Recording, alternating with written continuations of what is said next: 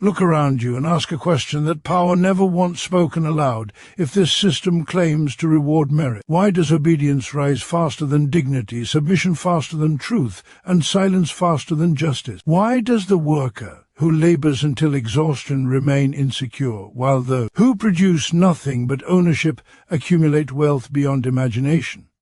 This is not an accident of history. It is the design of a system that survives not by honoring humanity, but by disciplining it. From the first moment the worker enters the factory, the office, the warehouse, or the field, they are taught a single lesson: obey or perish. Obey the clock, obey the wage, obey the hierarchy, obey the rules written by those who do not labor. The system does not ask whether the work is meaningful, whether it enriches human life, or whether it degrades the soul. It asks only one question: does it produce profit? And if it does, the human cost is treated as irrelevant, invisible, and necessary. Capitalism presents itself as freedom, yet it chains the majority to economic necessity. The worker is declared free because they are not owned by a master, yet they must sell their labor power to survive. This freedom is a cruel illusion. When the choice is work or starve, obedience is not voluntary, it is enforced by hunger,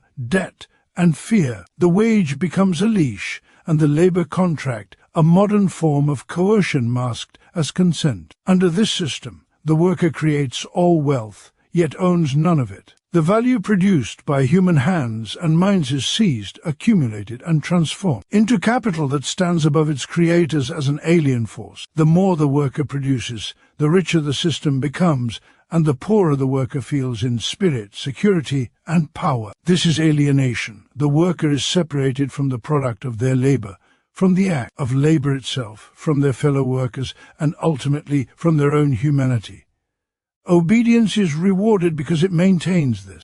Theft. Those who do not question, who do not organize, who do not resist, are praised as productive, disciplined, and professional. Meanwhile, those who speak of justice are labeled unrealistic, dangerous, or ungrateful. The system fears nothing more than a worker who understands their position, because consciousness is the beginning of rebellion. A worker who knows they are exploited can no longer be ruled by illusion. To preserve itself, capitalism divides the working class against itself. It pits worker against worker, nation against nation, identity against identity, convincing the exploited that their enemy is not the system but one another. It teaches people to blame immigrants, the unemployed, the poor, or the culturally different, while the true architects of exploitation remain untouched. Division is not a failure of the system, it is one of its most effective tools. The ruling class does not govern by numbers, but by control of ideas, institutions, and material power. It owns the means of production, the means of communication,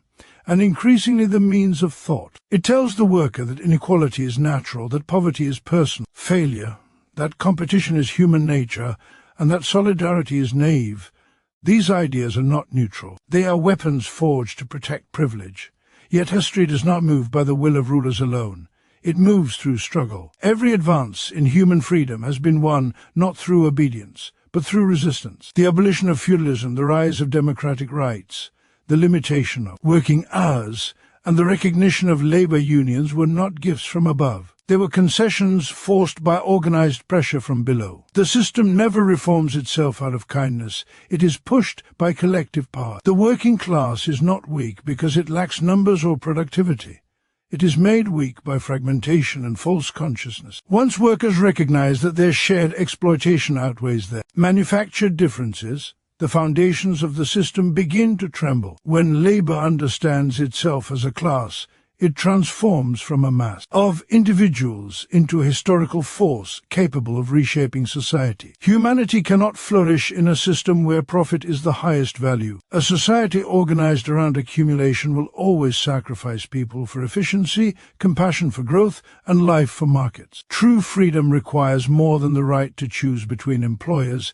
It requires control over the conditions of life itself. It demands collective ownership of social wealth and democratic control over production, so that labor serves human needs rather than human beings serving capital. This is not a call for chaos, but for conscious transformation. It is not a rejection of work, but a demand that work become a source of fulfillment rather than domination. It is not hatred of individuals, but a critique of a system that deforms both the oppressed and the oppressor. The liberation of the working class is inseparable from the liberation of humanity as a whole. The system rewards obedience because obedience keeps exploitation invisible. But history teaches us that no system built on injustice is eternal. The contradictions of capitalism between wealth and poverty, abundance and deprivation, labor and capital grow sharper with time. Each crisis exposes the lie that this order is natural or inevitable.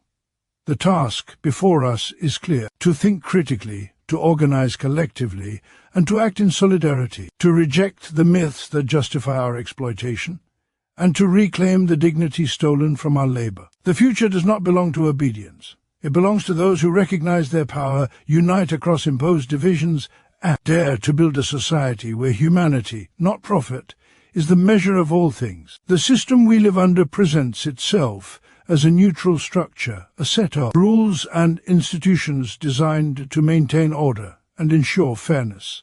Yet, upon closer examination, it becomes painfully clear that it functions not to honor human dignity but to enforce obedience. The mechanisms of this system are subtle and pervasive, operating through economic pressures that compel individuals to conform to the dictates of power. From the moment a person enters the labor market, they are confronted with the reality that survival depends on compliance. The worker is told that their freedom is guaranteed, yet this freedom is illusory. One is free to choose, but the choices available are constrained by necessity. If one refuses to work under the prescribed conditions, they are met not with understanding or negotiation, but with hunger, eviction, and social exclusion. The power of the system lies in the coercive framing, in the way it disguises compulsion as voluntary action. Obedience is rewarded not because it is virtuous, but because it preserves the system's stability. Those who follow orders, who accept their position within the hierarchy without question, receive security, wages, and a measure of social approval, while those who resist, who question, who attempt to assert their humanity over the demand of profit are marginalized, punished, and often destroyed economically. This economic enforcement is particularly insidious because it infiltrates every aspect of life. Housing, education, healthcare, and even basic sustenance are mediated by access to income. To survive within this structure, one must perform labor in a manner prescribed by those who control capital. The worker's time, energy, and creativity are commodified, converted into a form that can be measured, and exploited for profit, while the human being behind that labor is rendered secondary. This economic necessity functions as a leash, binding individuals to roles that may contradict their aspirations, values, and dignity. The worker is not coerced by chains or weapons alone, but by the invisible force of necessity, which conditions obedience as the only rational choice. Furthermore, the system operates through the normalization of obedience as a moral virtue. From early education onward, individuals are conditioned to respect authority,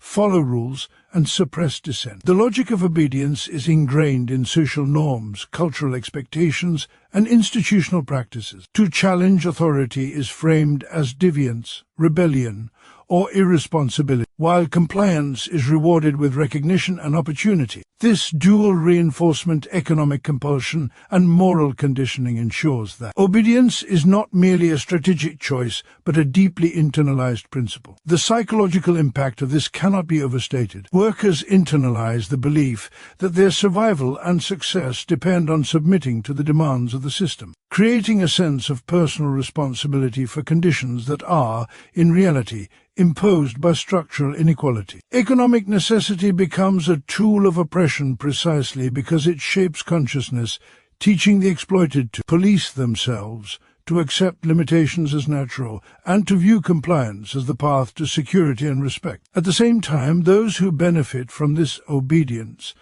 recognize the power of maintaining it. Capitalists and ruling elites design structures to reinforce dependence, ensuring that wages are sufficient to prevent rebellion but never sufficient to grant true autonomy. They manipulate scarcity, competition, and insecurity to make defiance appear impractical or dangerous. Social policies, labor contracts, and corporate hierarchies are all structured to make the workers' compliance not only expected but rationalized as necessary for survival. The system thus perpetuates itself through a combination of material compulsion, ideological conditioning, and social sanction. Obedience becomes both a strategy for survival and a mechanism of control, ensuring that the majority of people, despite their labor and creativity, remain subordinated to the interests of a minority that profits from their subjugation. The enforcement of obedience through economic necessity is not a flaw of the system, it is its defining characteristic. The more one examines the structures of work, the distribution of resources,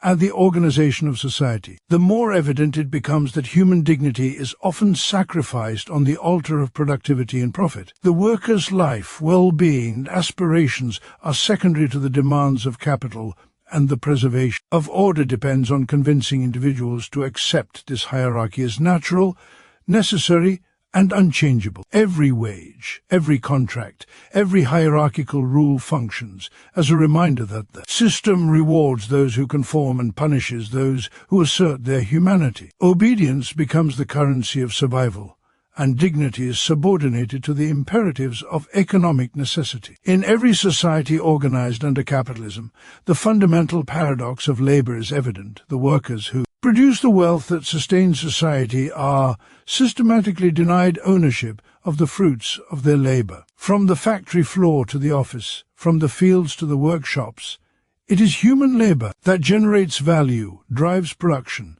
and builds the infrastructure of society. Yet the very individuals who create this wealth are distanced from it, alienated from both the product of their work and the control over its distribution. The term alienation captures this profound disconnection, a condition in which the worker is estranged from the tangible result of their effort, from the process by which that effort is applied, from fellow workers, and ultimately from their own humanity. The worker produces commodities, builds tools, and performs services that hold immense value in the marketplace. But these outputs are claimed by the owners of capital. Ownership and control are concentrated in the hands of a few, while the majority are left to survive on wages that bear little relation to the value they generate. This discrepancy between creation and possession is not accidental. It is the structural foundation of capitalist exploitation. The laborer exchanges time, energy, and skill for a wage which is determined not by the wealth produced but by the cost of reproducing the worker's capacity to work. The surplus, the difference between the value produced and the wages paid, is extracted as profit by those who own the means of production. In this sense, the worker's labor is commodified. The very act of creating becomes a transaction in which worker is both necessary and disposable, valued only insofar as it produces surplus for the capitalist. This alienation extends beyond the material realm into the psychological and social dimensions of life. The worker sees the products of their labor taken away, sold, and used to generate wealth for someone else, while the worker themselves remains subject to the whims of those who control distribution. The act of creation, which should be an expression of human intelligence, skill, and creativity, become a repetitive, constrained process, regulated by efficiency, deadlines, and the demands of profitability. In performing their labor, the worker experiences the paradox of producing objects that are not theirs, contributing to wealth that benefits others, and being denied the capacity to shape the conditions under which they labor. This produces a sense of estrangement, a disconnection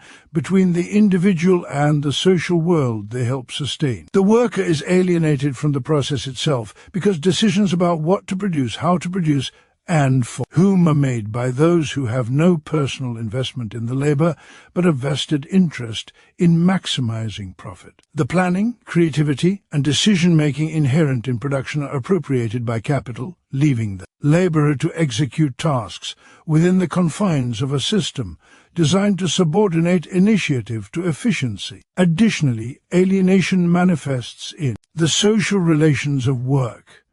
Workers are often isolated, competing with one another for limited positions, promotion, or bonuses, which obscures the collective nature of their contribution. Rather than recognizing themselves as part of a class that collectively produces and sustains society, individuals are led to see themselves as isolated agents responsible for their own survival, fostering a sense of disunity that benefits those who exploit them. Beyond the workplace, alienation permeates life itself. Since labor is the primary means of survival under capitalism, the worker's time and energy are extracted to serve the accumulation of capital, leaving limited opportunity for the development of personal talent, community engagement, or intellectual and emotional fulfillment. The worker becomes a vehicle for production rather than a fully realized human being, valued in proportion to their capacity to generate surplus rather than their inherent dignity or potential. The accumulation of wealth in the hands of the capitalist class accentuates inequality and reinforces alienation. Those who control production live lives insulated from the labor that sustains them, enjoying comfort, leisure, and social influence that are denied to those whose work creates these conditions. Meanwhile, the majority toil under economic pressures, often unable to access the very goods and services that their labor produces. This disparity is a constant reminder that creation and benefit are separated, that the power to command society's wealth is not distributed according to contribution but according to ownership. Alienation is therefore a multifaceted phenomenon encompassing economic deprivation, social fragmentation, and psychological estrangement. It is built into the system, emerging from the structural necessity of separating labor from the products it generates to ensure the perpetuation of capital. The worker's labor is transformed into a means of survival rather than a source of self-expression, and the fruits of that labor are redirected to reinforce inequality and sustain the dominance of the owning class. The result is a society in which the majority creates the wealth but remains subordinate to those who possess the resources, control distribution, and determine value. Human potential is stifled, social bonds are weakened, and economic dependence is maintained, all while the capitalist class consolidates power through ownership and control. This alienation is not a temporary condition. It is intrinsic to the operation of the system, and it shapes the lived experience of workers, the organization of society, and the structure of economic relations. The workers' creativity, effort, and skill are essential to society, yet the benefits of that work are withheld, ensuring that the conditions of exploitation continue.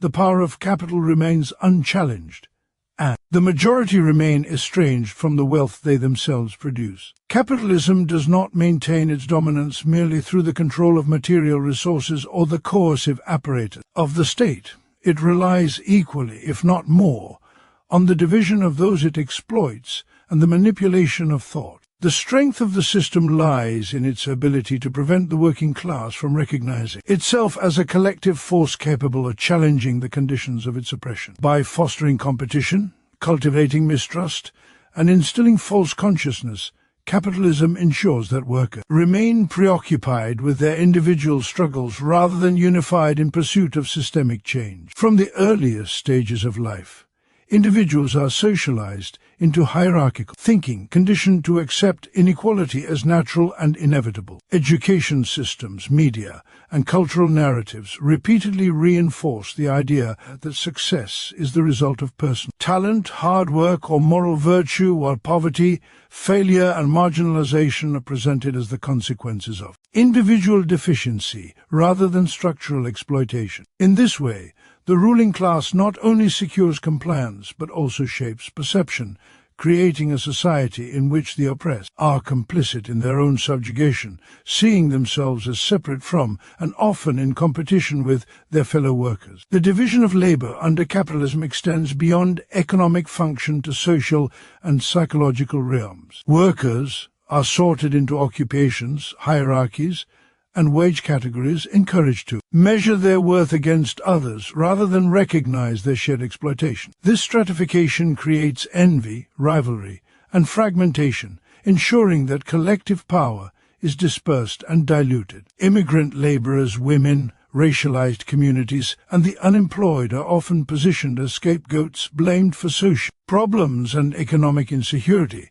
while the structural mechanisms that generate inequality remain unchallenged. These divisions are not accidental. They are cultivated and reinforced through ideology, policy, and institutional practice. By convincing workers that their struggle is unique, that they must compete for limited opportunities, and that solidarity is impossible, the system preserves the status quo. Control over ideas is as crucial as control over production. The ruling class invests in shaping consciousness through media, education, and political discourse, presenting capitalist norms as universal truths. Concepts such as meritocracy, market efficiency, and individual responsibility serve to naturalize inequality and obscure the exploitation at the heart of the system. The worker is taught to aspire to success within the framework imposed by capital, to internalize the values and goals of the very system that exploits them. Critical thought, collective organizing,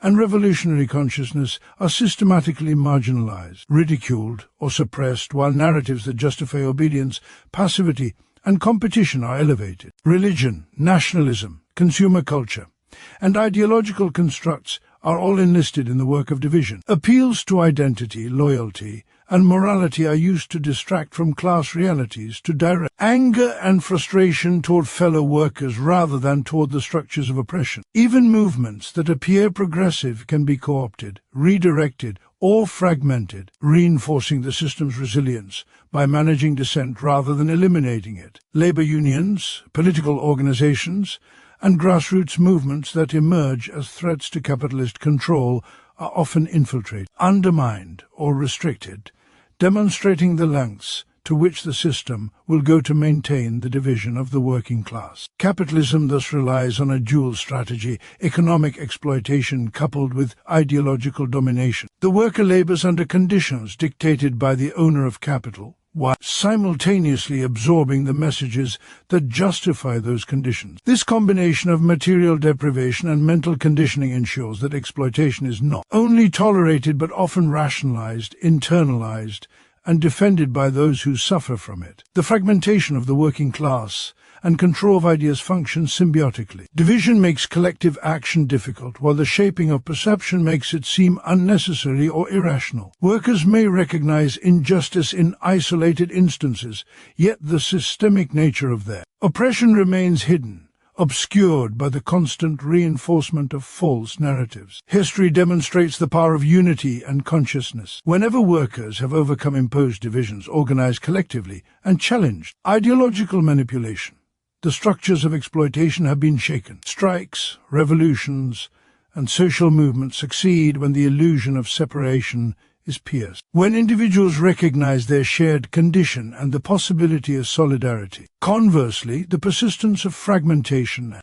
ideological control explains why capitalism, despite crisis, continues to endure. By dividing those who have every reason to unite and controlling the framework through which they understand their reality, the system fortifies itself against threat. The workers' perception of reality is mediated by the very forces that profit from their labor, ensuring that rebellion is delayed, diluted, or redirected. Capitalism's survival depends not only on wealth accumulation and institutional authority, but on a sophisticated management of consciousness and social relations, a management that transforms potential collective power into isolated struggle, that turns anger toward fellow workers rather than toward the structures of exploitation, that convinces the oppressed that obedience, competition, and fragmentation are natural conditions of life. The ideological apparatus ensures that critique is contained, dissent is fragmented, and the illusions of freedom,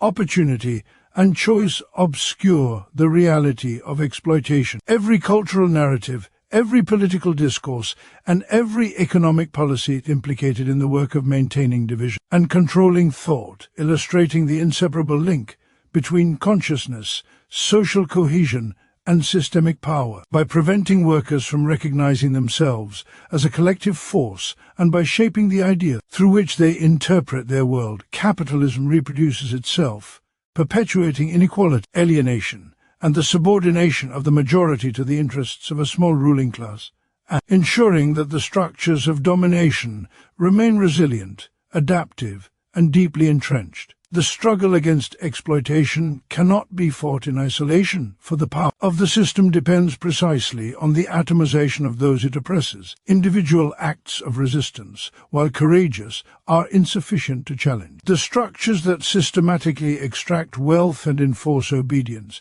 It is only through collective consciousness and organization that the working class can recognize the conditions of its oppression, understand the mechanisms that sustain inequality, and marshal the power necessary to transform society. Collective consciousness begins with awareness, the understanding that personal hardships are not merely accidents or individual failings, but the result of structural forces that govern production, distribution, and social relations. The worker who perceives their plight as unique remains trapped in isolation, vulnerable to division and manipulation. The moment that workers see themselves as part of a broader class of individuals who share similar conditions, the potential for solidarity emerges. This awareness is not passive. It requires critical engagement, education, and dialogue, for the ruling class invests heavily in cultivating ignorance and false consciousness. The system presents inequality as natural, competition as virtuous, and obedience as moral, all of which serve to mask the reality of exploitation. To overcome these illusions, workers must study the structures of society, the history of labor struggles, and the ways in which capital functions to concentrate wealth and power. Knowledge becomes the foundation of empowerment, revealing that individual suffering is interconnected and that collective action can produce systemic change. Organization is the practical extension of consciousness. Once workers recognize their shared interests and the mechanisms that oppress them, they can coordinate strategies, pool resources, and act in concert to challenge the existing order. From strikes and labor unions to cooperatives and political movements, collective organization transforms isolated discontent into a force capable of demanding concessions, rewriting rules, and ultimately reshaping society. The power of organized labor lies not only in numbers but in the coordination of action, the alignment of goals, and the shared understanding of justice, fairness. It is in the act of coming together that the worker moves from vulnerability to strength, from exploitation to agency. History offers countless examples of the transformative potential of collective action. Workers who have united to strike against unfair wages, unsafe conditions, or oppressive policies have forced capitalists to negotiate and, in some cases, have secured victories that individual effort alone could never achieve. Revolutions, too, are born from the convergence of awareness and organization, when the oppressed recognize their shared power and mobilize to dismantle systems of domination. This is not an abstract ideal, it is a concrete necessity. Without organization, the contradictions of exploitation cannot be resolved in favor of the majority. Collective consciousness also fosters solidarity across divisions that the system imposes. Race, gender, nationality, and other socially constructed differences are often used to fragment workers, redirecting frustration toward one another rather than the structures of exploitation. Awareness enables the recognition that these divisions are artificial, that oppression is systemic, and that shared interests transcend superficial differences. Organization allows workers to act in unity, to demand fair treatment, equitable distribution of resources, and democratic control over the conditions of their labor. The power of collective consciousness and organization is further amplified by the capacity to influence ideas, culture, and public discourse. Workers who are organized can challenge dominant narratives, advocate for policy changes, and build institutions that reflect their collective interests. Education, communication, and mutual support become tools for shaping a society that values human needs over profit, collaboration over competition, and justice over hierarchy. Collective action also creates a feedback loop that strengthens consciousness. Participating in organized struggle reinforces the understanding that oppression is not inevitable, that change is possible, and that the worker is not alone in their struggle. Each success, each act of solidarity, further clarifies the connection between individual well-being and collective power, motivating continued engagement and deeper analysis of systemic injustice. The ruling class recognizes the threat posed by organized, conscious labor, which is why it constantly seeks to divide, distract, and disempower workers. Anti-union laws, propaganda, surveillance, and economic incentives for compliance are all strategies designed to prevent the emergence of collective consciousness and disrupt organization. Overcoming these obstacles requires persistence, courage, and strategic thinking, as well as an unwavering commitment to solidarity. Collective consciousness and organization are inseparable. Awareness without coordinated action cannot alter material conditions, and organization without understanding is directionless and vulnerable to co-optation. Together, they form the bedrock of resistance, enabling the oppressed to assert control over their labor, challenge inequality, and construct a society in which wealth and power are shared rather than concentrated. The recognition of shared struggle, the deliberate formation of networks and institutions, and the coordinated exercise of collective strength transform the potential of the working class from passive endurance into active resistance, from alienation into empowerment, and from exploitation into the possibility of a system in which human needs, dignity, and creativity are placed above profit, hierarchy, and obedience, and in which solidarity becomes the instrument through which social and economic liberation can be achieved. True freedom cannot exist in a society where the products of human labor are seized and concentrated in the hands of a few, and where social wealth is governed by profit rather than human need. Under capitalism, the individual is told they are free, yet this freedom is an illusion, bounded by economic compulsion and structural inequality. The worker may choose where to sell their labor, but they cannot choose whether labor is necessary, how it is exploited, or who benefits from the wealth it generates. Genuine liberty requires more than the absence of physical coercion. It demands control over the conditions of life itself, the ability to shape the processes of production, and the equitable distribution of the wealth created by collective effort. When profit, rather than human well-being, becomes the organizing principle of society, labor ceases to serve its true purpose. Work is reduced to a means of survival. Creativity is subordinated to efficiency, and human potential is constrained by the dictates of accumulation. The human being, who should be the measure of social organization, is instead subordinated to capital. In such a system, inequality is naturalized, exploitation is justified as necessary, and those who labor are distanced from the benefits of their own productivity. True freedom requires a fundamental inversion of this relationship. Labor must serve humanity, not the accumulation of wealth, and social wealth must be organized to meet the needs, dignity, and aspirations of all, rather than the desires of a few. Reclaiming control over labor means recognizing that the production of goods, services, and knowledge is a collective endeavor, and that the people who create this value have the right to determine how it is used. It is not sufficient for individuals to work under conditions set by others. They must participate in decision-making processes that shape the content, conditions, and distribution of their labor. This includes control over working hours, methods of production, allocation of resources, and the purpose toward which labor is directed. When workers participate in these decisions collectively, they regain agency, transform labor from a source of alienation into an expression of creativity and social responsibility, and establish a foundation for equitable participation in society. Reclaiming social wealth is equally essential. Wealth in its social dimension encompasses not only money and property but infrastructure, education, healthcare, cultural institutions, and the resources necessary for life and development. When these are controlled by private interests, access is restricted, and the benefits of collective production are monopolized. True freedom entails organizing these resources collectively, ensuring that every individual has the opportunity to thrive, that scarcity is not artificially imposed, and that social provision reflects human need rather than market profitability. This requires not only material redistribution, but the establishment of democratic governance over institutions that produce and distribute wealth. The socialization of wealth does not imply chaos or coercion.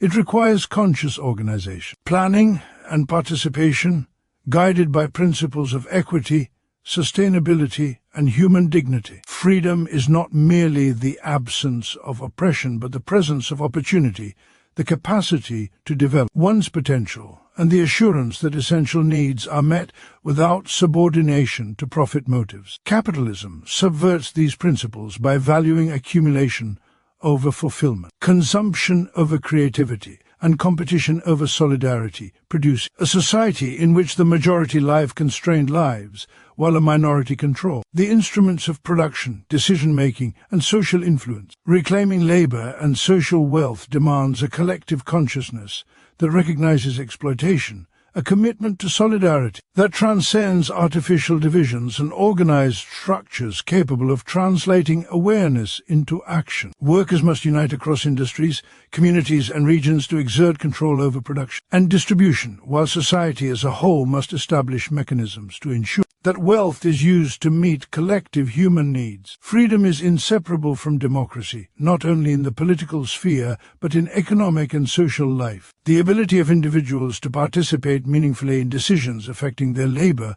the resources they depend upon, and the communities in which they live, is the cornerstone of liberty. Without such participation, claims to freedom are hollow, as individuals remain subject to decisions made by others who prioritize profit over humanity. Reclaiming labor and social wealth transforms the human condition, turning labor from a source of alienation into an instrument of creativity, cooperation, and self-realization. It aligns production with social need rather than private gain, creates equitable access to resources, and establishes a society in which dignity, opportunity, and fulfillment are not privileges for a few but rights for all. Freedom is thus not granted, it is claimed through collective struggle, organization, and the deliberate redirection of human and material resources toward the common good. By asserting control over labor and wealth, society can transcend the constraints imposed by profit-driven systems, eliminate the structural inequality that perpetuate dependence and exploitation,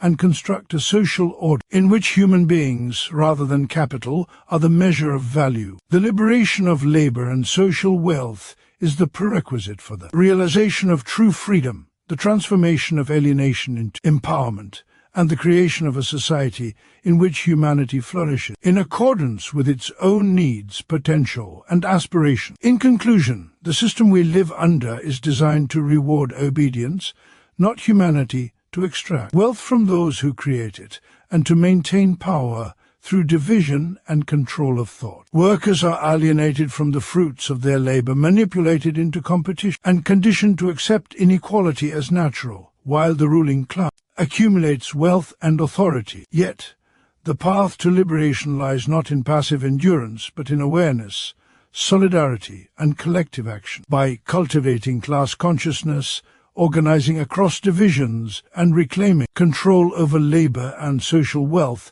humanity can transform the conditions of its existence, turning work from a tool of exploitation into a source of dignity, creativity, and fulfillment. True freedom is achieved not through obedience to profit, but through the collective assertion of our shared power, the equitable distribution of resources, and the creation of a society in which human needs, potential, and dignity are placed above accumulation and hierarchy. The future belongs to those who recognize their strength, unite in purpose, and dare to build a world where humanity, not capital, is the measure of all things.